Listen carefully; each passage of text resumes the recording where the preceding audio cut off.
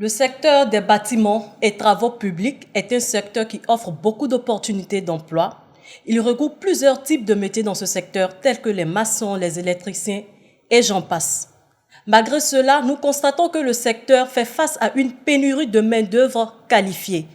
Qu'est-ce qui explique cela? Nous en discuterons tout à l'heure avec notre invité présent sur notre plateau. Bonjour chers téléspectateurs, bienvenue sur le plateau de Mag Emploi, votre émission dédiée exclusivement à l'emploi au Mali. Cette semaine, notre intérêt s'est porté sur le BTP et le recrutement au Mali. À cet effet, nous recevons sur notre plateau M. Kounta Cheikh Tidiane, qui est directeur général de Al Immobilière et La Potière. Bonjour M. Kounta. Bonjour. Bienvenue sur le plateau de Mag Emploi. Merci de m'accueillir. Nous recevons aussi Madame Guindo, c'est ça, Guindo Kumba, qui est diplômée d'un DEITS en aménagement hydro-agricole. Bonjour Madame Guindo. Oui, bonjour. Bienvenue sur le plateau. Merci pour l'invitation. Merci. Sans plus tarder, nous passons à notre première rubrique, la discussion avec l'invité. D'accord. Merci Sandrine. Monsieur Kounta, vous allez bien? Très bien. Et nous rappelons, comme Sandrine l'a dit, vous êtes le directeur général de Al Immobilière. Oui. Et pouvez-vous nous dire quel est votre secteur d'activité? Bonsoir à vous. Bonsoir. À l'immobilière, nous sommes une société immobilière, comme on le dit. Nous faisons du bâtiment. Okay. Plus principalement, nous faisons de l'aménagement d'espace et vente de terrain, achat de maisons, achat de terrain. Okay. Donc ça, c'est principalement ce que l'immobilière fait. Nous sommes ouverts depuis 30 ans, 97, un peu plus. Donc, voilà. Ok. Mais pouvez-vous nous expliquer comment se portent les secteurs du BTP aujourd'hui? Comme tous les secteurs souffrent actuellement à cause de la pandémie. Oui. Et le secteur du BTP n'est pas exclu. Cependant, le Mali étant un pays qui est pratiquement en construction, oui. Donc on peut dire qu'on souffre un peu moins que les autres. Mais qu'à cela ne tienne, on a toujours des difficultés, l'acheminement des produits, l'utilisation et la transformation des produits locaux ici, c'est un peu compliqué. Mais on souffre quand même, mais bon, je pense que d'autres souffrent plus que nous. Moins que les autres. Voilà. D'accord. Mais comment se déroule le processus de recrutement chez vous? Est-ce que c'est différent des autres secteurs ou bien c'est pratiquement les mêmes choses? Le processus de recrutement dans l'immobilier est un peu plus compliqué. Je voudrais dire que par là que par exemple, si tu prends un maçon, oui.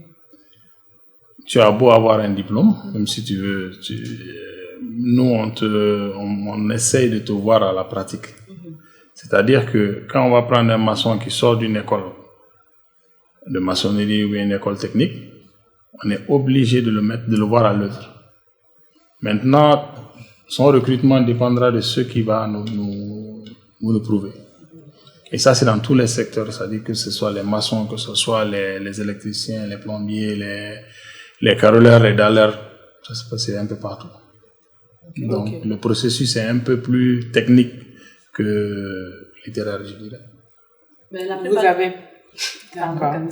Oui. Vous avez parlé du cas des maçons et par rapport aux ingénieurs que vous recrutez. Bon, en réalité, c'est à différents niveaux. Quand les ingénieurs qu'on recrute, on regarde d'abord le diplôme parce qu'il faudrait bien être ingénieur d'abord. Donc, on regarde votre diplôme, on fait une interview comme partout ailleurs.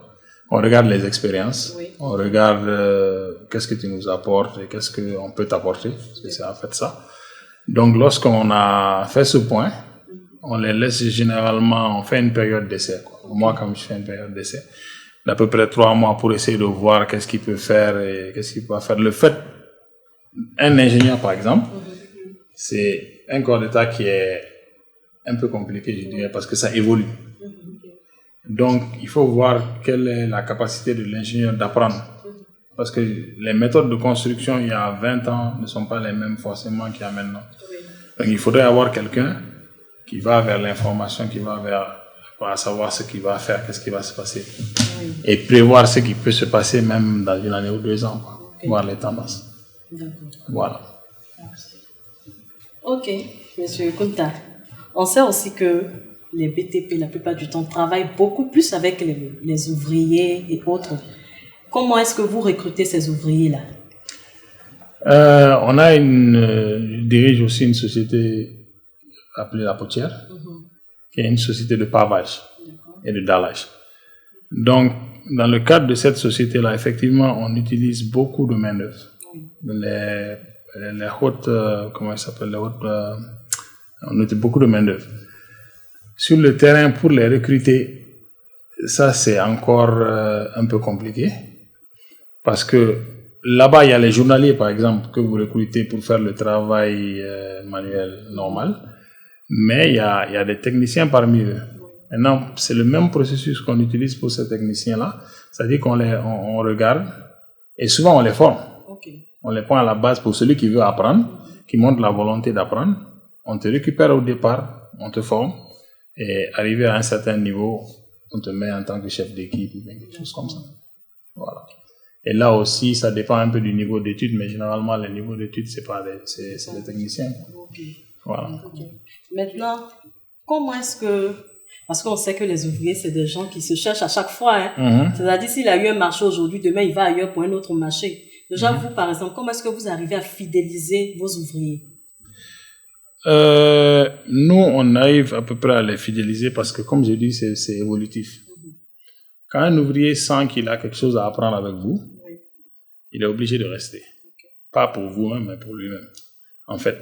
Donc, par exemple, pour le pavage, lorsqu'on a ce qu'on appelle les hautes intensités de main-d'œuvre, donc où ils recrutent beaucoup, et souvent on remarque que maintenant, tous les bâtiments pratiquement font du pavage.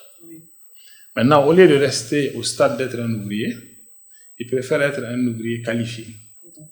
Et ça passe par un certain nombre d'années d'expérience. C'est un apprentissage aussi. À voir comment il faut traiter le sol, comment il faut mettre les pavés, comment il faut... Voilà, il y a tout un tas d'apprentissage à faire. Et quand ils restent avec nous, on les confie à un chef d'équipe. Évidemment, le salaire évolue. Maintenant, en étant chef d'équipe, après, on peut les confier, quand ils sont confirmés, on peut leur confier un marché, par exemple. Bon, là, souvent, on fait des déplacements dans les régions. Donc, souvent, on envoie des chefs d'équipe. Ils sont occupés de tâches spécifiques où ils vont, ils ont leurs tâches, ils ont leur ouvrier avec eux et ils font le travail. Voilà. Il y a aussi un fait. Déjà, j'aimerais savoir, est-ce que c'est facile de recruter des diplômés sortant de votre secteur d'activité? Est-ce que c'est facile d'avoir ces personnes qui sont diplômées dans ce secteur pour travailler? Non, c'est pas facile parce que c'est un secteur primaire. Pour la plupart, enfin, considéré comme primaire. Donc, beaucoup de gens pensent que, par exemple, si tu prends le cas des maçons, beaucoup de maçons pensent que lorsqu'ils commencent avec un maçon, un chef maçon ou bien un tâcheron, à partir de 6 mois, 8 mois, eux-mêmes, ils se disent, bon, voilà, j'ai assez appris. Je vais être mon propre chef maintenant et je vais prendre mon chef maçon. Et ils doivent trouver qu'il y a beaucoup d'erreurs dans ce qu'ils font. Donc, c'est-à-dire que nous, quand on prend qu'il y a des maçons avec qui moi je travaille, ça fait 30 ans. Il y a des caroleurs avec qui on travaille, ça fait une bonne vingtaine d'années aussi. Donc, quand il s'agit de recruter, généralement, on recrute toujours dans le groupe qu'on a déjà. Donc, on les fait évoluer. Maintenant, il y a d'autres qui apprennent plus rapidement que d'autres. Il y a d'autres qui, comme il y a d'autres qui apprennent plus rapidement, ils avancent plus rapidement, plus facilement. Voilà. En général aussi, on a tendance à dire que le secteur des bâtiments et travaux publics est plus un secteur masculin, c'est plus pour les hommes. Pourquoi est-ce qu'il y a peu de femmes dans ce secteur d'activité? Je dirais que ça, c'est plutôt culturel. Parce que, au départ, dans nos familles, quand il y a des travaux, dites un peu, même à l'enfance, quand il y a des travaux qui sont séparés, les garçons et les filles. Quand il s'agit de balayer, de faire le ménage, on va dire, bon, la demoiselle, lève-toi, va faire ça. Quand il s'agit de construire une partie, aider papa à construire quelque part, ou bien faire des travaux de mécanique, on va appeler le garçon. C'est ça. Bon. Quoique, il est mieux que chacun sache faire tout ça, mais depuis la base, donc déjà, les filles se sentent un peu à l'écart de ce genre de boulot. Donc, grandissant, quand tu vas demander une fille à la 9e ou bien à 8e, qu'est-ce que tu veux devenir? Ce sera sage-femme, médecin, mais rarement ce sera ingénieur. Rarement, très rarement. Et quand tu demandes à un garçon qu'est-ce que tu veux devenir, c'est la même chose. Je veux devenir pilote, je veux devenir astronaute pour certains, je veux devenir ingénieur, mais tu vas rarement voir que voilà, je veux devenir gynéco ou quelque chose comme ça. Donc je pense que c'est depuis culturellement. Mais petit à petit, lorsque nous on était par exemple au lycée, on a essayé, je pense que l'État avait essayé de faire de mettre beaucoup de filles à l'époque dans le secteur technique et professionnel. Donc maintenant, c'est pourquoi on se retrouve maintenant avec beaucoup plus de filles à l'école, dans les écoles d'ingénieurs qu'auparavant.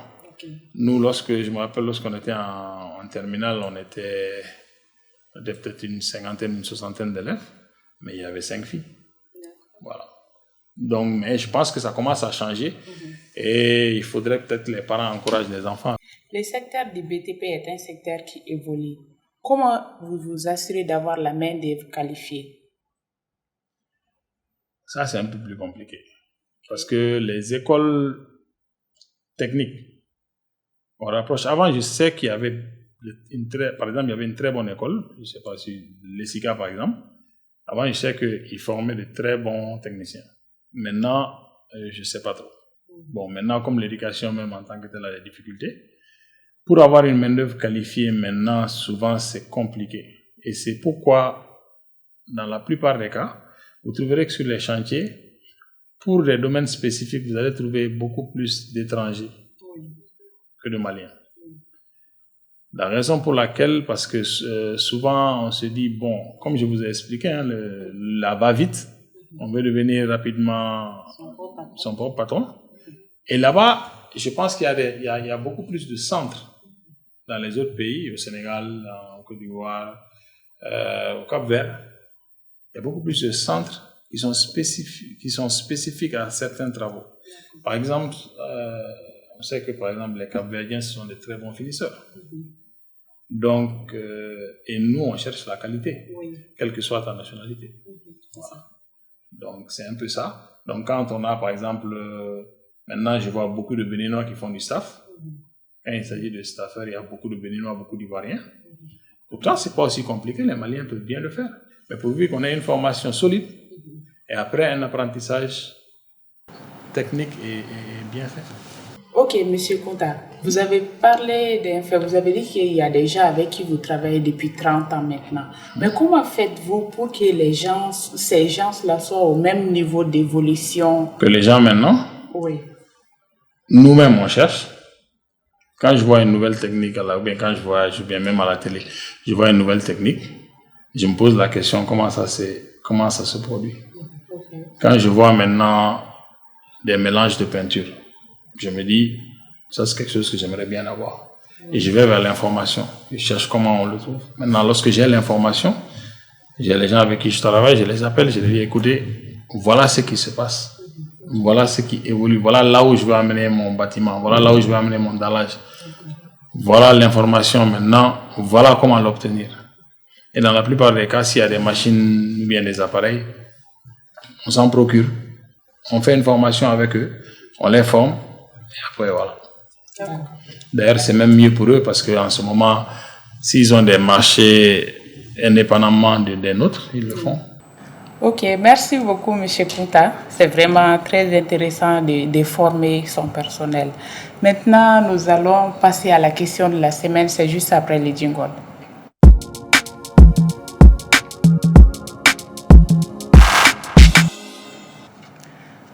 Donc, M. Konta, nous avons également la question de la semaine qui est posée par Boubacar Kamara, qui est un de nos internautes. Donc, il dit pourquoi les entreprises de BTP ne signent pas des contrats avec les ouvriers qui interviennent sur leur chantier. Moi, je les signe. Je ne sais pas pourquoi il dit ça, mais moi, je les signe. Mais par exemple, les maçons... Oui, mais moi, je les signe et... Au départ, il faut dire qu'il y a un problème. Et le problème, c'est lequel? C'est que quand tu dis à un maçon ou bien à un ouvrier, tu parles de contrat, il a automatiquement peur. il se dit que ça va toujours à sa défaveur. Ce qui n'est pas souvent le cas. Mais il y a une partie aussi, parce qu'ici, on a remarqué que nos ouvriers travaillent très rarement avec le temps. Donc, quand je vous donne un bâtiment à construire et que je vous dis que mes délais sont à 3 mois, il faudrait qu'à 3 mois, ce soit prêt. Maintenant, moi, je vous mets tout à disposition pour qu'à 3 mois, que mon chantier soit prêt. Maintenant, si vous me le livrez à 6 mois, on a un problème. Mais si c'est stipulé dans le contrat, généralement, on évite des retombées financières, mais il faut que chacun, si vous signez un contrat, que vous soyez responsable. Mais moi, c'est le même contrat que, c'est une des parties, quand on signe un contrat avec le propriétaire des maisons ou bien le propriétaire des maisons vient sur un chantier, on signe un contrat avec eux. Et sur ce contrat-là, il y a une durée. Donc, la même durée, on fait un programming, et c'est sur ce programming, on répartit les tâches de chaque ouvrier. Si le maçon est en retard de 2 mois, il met le carreleur en retard de 2 mois. Donc, voilà, mais ils sont sceptiques par rapport à ça. Quand vous parlez de contrat, ils se disent non, moi j'ai déjà peur des contrats parce que ça peut m'amener. Et souvent, c'est pas le but, quoi. Le but est que chacun sache, au lieu de venir maintenant à travailler à 9 heures, il faut venir travailler à 7 heures. Ah, d'accord. Donc, nous venons de comprendre que ce n'est pas seulement vous, c'est eux aussi qui refusent souvent les contrats. Oui, la plupart du temps, mais moi, je les fais signer un contrat. Personnellement, chaque corps d'État a son contrat. Dès que tout est mis en œuvre pour commencer le terrain, on vous donne un contrat avec des délais d'exécution et tout. C'est en fonction de ça que nous aussi, on peut faire notre programming. Et on se dit, à tel moment, on doit remettre les clés. D'accord. Voilà. Merci beaucoup. J'espère que Boubacar Camara a bien saisi ce que M. Kounta vient de dire. D'accord. Donc, nous passons maintenant au débat du jour. C'est juste après les jingles.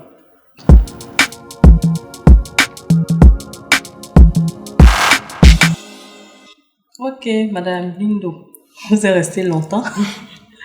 Donc, on vient vers vous. Déjà, vous êtes diplômée d'un DEITS en aménagement hydro-agricole. Pourquoi le choix de cette formation? Bon, mon choix, ça va se résumer à 2 points. D'abord, le génie rural, c'est un domaine vraiment très complexe et qui demande beaucoup de précision et beaucoup d'amour pour son application aussi. Donc, c'est le métier qui offre au mouvement de la vie, de la meilleure organisation. Et ça permet aussi de développer l'agriculture et de développer les milieux ruraux. C'est en fait ça le génie rural. Et c'est le métier dans lequel où la tricherie n'a vraiment pas sa place. Donc c'est ce qui me motive vraiment à faire ce choix.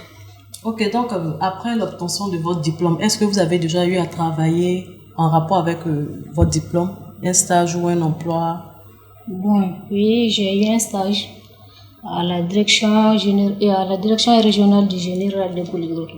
Après ma sortie, j'ai fait 5 mois de stage là-bas. D'accord. Sur un projet de construction d'un micro-barrage. D'accord. Oui. Ok. Maintenant, on a, comme je le disais à M. Kounta tout à l'heure, on dit souvent que les métiers de chantier apparaissent très inaccessibles aux femmes aussi à cause de la dureté des travaux. Souvent, c'est très pénible pour les femmes. Comment est-ce que qu'est-ce qui a été votre plus grande difficulté même durant ces 5 mois de stage? Bon, les difficultés que j'ai rencontrées, ça c'est au niveau de ma jeunesse. Souvent, par exemple, durant ce projet, j'ai été assistante au bureau de contrôle. Donc souvent, quand il faut travailler avec les personnes âgées, c'est souvent difficile de leur donner des ordres. C'est ça un peu la difficulté que j'ai rencontrée. Ah, d'accord, ils n'acceptaient pas forcément vos ordres parce que vous étiez une dame et puis encore moins âgée, c'est ça? C'est ça. Ah, d'accord. Okay. Mais généralement, comment étiez-vous perçue par vos collègues? Est-ce qu'ils se disaient que parce que vous êtes une femme, vous n'avez pas votre place là-bas? Bon, je dirais plutôt que j'ai été encouragée par mes collègues, vraiment. Quand je me donnais aux travaux, je me disais toujours que je ne suis pas mieux que les autres, donc ils m'encourageaient beaucoup. Certaines même me prenaient en photo. Ah, ok. Donc, vous arriviez à faire tout comme les hommes, exactement. D'accord. Aujourd'hui, vous êtes en quête d'emploi? Oui. Ok. Mais comment faites-vous pour avoir cet emploi-là? Bon, je me renseigne sur les réseaux sociaux. Ok. Plus précisément sur LinkedIn et Malibara, Maliavi, Actu Recrutement et Malipage aussi. Et je me renseigne aussi dans les services souvent. C'est ce que je fais. D'accord. Monsieur Conta, Madame Guino vient de dire que, souligner un point, elle disait qu'elle avait du mal à gérer son boulot parce que là où elle était, il y avait des vieux, donc elle avait du mal à leur donner des ordres. Donc, comment est-ce que vous voyez la chose? Le fait que ce soit une femme qui donne des ordres. Oui, elle est une femme et elle est moins âgée. Ok. Voilà. Et d'abord, je la remercie parce que, mais je pense que c'est toute la, comment elle s'appelle, la structure qu'il faut revoir. Parce que j'ai eu une expérience comme un peu, pas comme pour elle, mais il y a un certain moment, j'ai voulu approcher des écoles agropastorales pour qu'ils me donnent des techniciens parce que je sais qu'il y a un manque de lieux de stage. D'accord. Quand ils finissent, ils ont besoin de... Et il y a certains à Bamako qui n'arrivent même pas à avoir des stages. Certains se déplacer jusqu'à Mopti dans les régions pour avoir des lieux de stage. Okay. Donc, l'objectif pour nous avait été de trouver des stagiaires à travers l'école. On avait une superficie assez grande pour qu'ils puissent venir expérimenter quelque chose. Donc, on appelait l'école, on les envoyait des lettres pour leur demander, bon voilà, vous nous envoyez des stagiaires. Si vous voulez envoyer un instructeur, mais nous, on a aussi des instructeurs là-bas, pour qu'ils puissent expérimenter quelque chose. Mais ça nous permettra, nous aussi, d'apprendre. Oui. Et surtout, ça nous permettra de trouver les perles rares, parce qu'on en cherche. Oui. Okay. On a envoyé une dizaine d'écoles. Il y a eu 3 qui ont répondu. Il y a un qui a... Finalement, on est parti avec une école plutôt, et qui nous a donné 3 stagiaires, je me rappelle. Une fille et puis 2 garçons. Et là, après les 3 mois de stage, parce que ça se faisait en hivernage, après les 3 mois de stage, ils ont tous passé leur diplôme, Dieu merci. Ils ont parti, la fille même a eu la fonction publique. Oui. Mais on a eu tellement de difficultés à faire accepter aux écoles le concept d'abord. Oui. Après, lorsque les étudiants sont venus, et apparemment ils étaient assez contents parce qu'on les a donné un logis. Oui. C'était au champ, bien sûr, mais on les a donné un logis, on les faisait manger, et puis voilà. Mais il faut que les entreprises, les écoles, l'administration puissent avoir, je ne sais pas si c'est un forum ou une discussion qui nous permet de nous entraider, disons. D'accord. Mais elle, ce qu'elle a fait quand même, c'est à encourager. Bon, pour certains, mais pour revenir à la question, on a beaucoup de... Moi, par exemple, je travaille avec sinon 2 architectes qui sont femmes et jeunes. Et toutes les 2, moi, ce qu'elles me disent, je préfère même... Bon, je suis un peu discriminé, mais je préfère même travailler avec elles plutôt que travailler avec les hommes. Oui. Juste parce que je sais que quand il s'agit de couleurs, quand il s'agit de texture, eux, ce qu'elles me donnent, mais les autres architectes, juste l'architecte d'intérieur ne me le donnent pas. D'accord. Voilà. Donc, je pense que c'est à encourager. C'est difficile, c'est dur, mais bon, on va essayer de travailler là-dessus. D'accord. Ok. Madame Guindo, vous avez des questions pour M. Kouta. On va aller rapidement, comme on est pris par le temps. J'ai une question. J'aimerais savoir quels sont vos conseils pour les nouveaux sortants qui veulent entreprendre dans le secteur du BTP. Nouveau entreprendre, c'est une bonne chose. Mais nouveau entreprendre sans expérience, je ne vous le conseille pas. Parce que si moi, vous venez vers moi, vous me dites que vous avez entrepris, je suis une nouvelle entreprise, et que je veux faire c'est pas dans le BT, je veux construire ou bien je veux faire quelque chose pour vous. La première des choses que je vais vous demander, c'est qu'est-ce que vous avez comme expérience. Et si vous me dites que vous venez de commencer, je vais me dire, ah, ça c'est un problème, parce que je sais pas à quoi m'en tenir, quoi. Ce n'est pas le fait de me dire que vous ne connaissez pas, parce que je vous connais pas. Donc, mais c'est justement parce que je vous connais pas que je ne peux pas vous confier quelque chose. Par exemple, moi, quelqu'un qui vient me voir pour faire un dallage, un pavage, ou bien pour construire une maison, je lui sors ma liste, je lui dis, écoute, j'ai fait ça, tu peux vérifier. Mais si tu m'amènes quelque chose que je ne connais pas, ça va être un peu difficile. Mais il faut persévérer quand même, il faut chercher à savoir plus, à connaître plus. Et peut-être aller à votre rythme, mais chercher un peu plus. Parce que le tout n'est pas le diplôme. Oui. Le tout n'est pas le diplôme. Vous pouvez avoir un diplôme d'ingénieur, mais vous sortez aujourd'hui. Si vous n'avez jamais vu une brique, ça va être compliqué. D'accord. Ok, merci beaucoup, M. Kunta. Merci pour votre réponse. Donc, nous passons maintenant aux astuces. C'est juste après le jingle.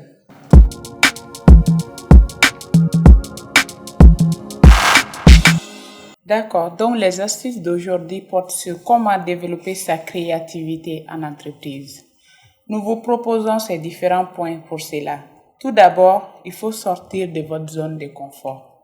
En entreprise, peut-être que vous avez des tâches spécifiques pour vous-même, mais c'est important de faire autre chose, de tenter de nouvelles expériences. Il faut être curieux surtout, il faut casser la routine. Ça va être bien pour vous, pour votre développement personnel, mais aussi l'entreprise dans laquelle vous évoluez. Ensuite, faites-vous confiance. Dans toute chose, il est important de se faire confiance quand on veut mieux avancer. Il est important de chasser les pensées négatives de nos têtes. C'est dire qu'on peut y arriver, là on va arriver. Prenez les risques, tentez de faire. Dites-vous que si d'autres personnes ont pu le faire, pourquoi pas moi? Ensuite, il faut prendre des initiatives. Ça, c'est très important. N'attendez toujours pas en entreprise qu'on vous donne des ordres, qu'on vous dise de commencer cela pour le faire. Il faut souvent prendre des initiatives, créer des opportunités, anticiper les choses. C'est très important. Ne soyez pas toujours spectateur de la chose, soyez vous-même acteur de la chose. Ensuite, apprenez à résoudre les problèmes. Ça aussi, c'est très important. Pour vous-même d'abord, parce que quand on n'a pas toujours une autre personne qui va venir nous secourir pour nos problèmes. Donc, soyez en mesure de franchir les difficultés, les obstacles. Cherchez, posez-vous des questions. C'est quoi ces problèmes? Comment je peux résoudre? À travers ces questions-là, vous pouvez vous donner des différentes réponses qui vont vous aider. Il faut comprendre l'origine du problème, bien analyser et aussi les résoudre. Sandrine, c'était ces quelques astuces que nous avons aujourd'hui pour nos fidèles téléspectateurs. Ok, merci beaucoup Kamissa pour ces quelques points que tu as proposés à nos téléspectateurs, nos fidèles téléspectateurs. Donc, chers invités, nous sommes à la fin de l'émission. C'est vrai qu'on ne voulait pas finir si tôt, mais on doit respecter l'heure. Oui. Donc, ça a été un plaisir de vous recevoir, Monsieur Kunta, d'avoir partagé avec vous l'expérience, connaître un peu plus le secteur même du BTP. Oui. Donc, nous vous disons merci pour ces différentes réponses qui aideront aussi les candidats qui évoluent aussi dans notre secteur ou bien ceux qui veulent évoluer dans ce secteur d'activité. Merci de nous avoir reçus. On espère vous revoir sur notre plateau pour une autre émission. Il n'y a vraiment pas de problème. Tant qu'on peut aider, on le fera. Il n'y a pas de souci. Merci. Merci également à notre invitée, Madame Guindo. En tant que jeune femme forte, dynamique, merci pour votre participation aussi. Merci. Nous espérons que vous trouverez l'emploi que vous recherchez. Okay, merci. Merci à vous aussi. Merci. Nous rappelons que l'émission a été préparée et présentée par Mali Bara, votre site de recherche par emploi au Mali. Nous nous retrouverons la semaine prochaine sur Joliba TV News pour un autre sujet sur l'emploi. D'ici là, portez-vous bien.